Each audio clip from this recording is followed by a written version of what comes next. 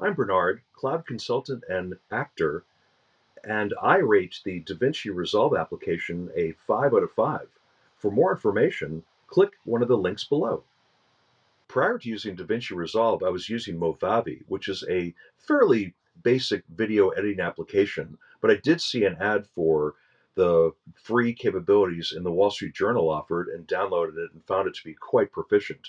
I also looked at Adobe Premiere Pro, which is also an excellent application, but the free version of DaVinci Resolve is really hard to turn down, and as a result, that got me started with it, and I highly recommend it. One of the obvious reasons for using DaVinci Resolve is it's free. It's a remarkably powerful application where there's a free version and a paid version, but the free version is just remarkably powerful. And when I've met many different editors who are from Hollywood, professionals in the industry, it was remarkable how many of them used Resolve to design and come out with finished video products. And so, since if it's as powerful enough for them, then I find that you're starting out with the application chosen by professionals, and you can't really lose by going with what appears to be a remarkably powerful industry leader. Getting started with DaVinci Resolve is a bit interesting. When you first open it, it's somewhat intimidating. You'd swear you're a pilot for the space shuttle because you see such a rich amount of information with so many options of what you can do.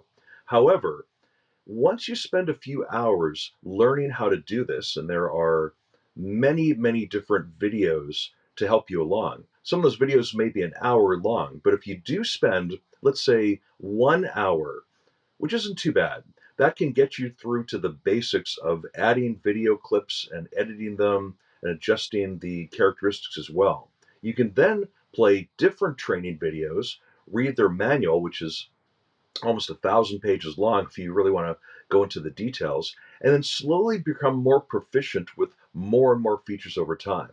And so at first it may look intimidating, but when you do spend maybe a day learning how to use it, you'll be very pleased to know that it really is quite easy to use once you become proficient in the basics, and adding the knowledge for the new features is not really difficult at all.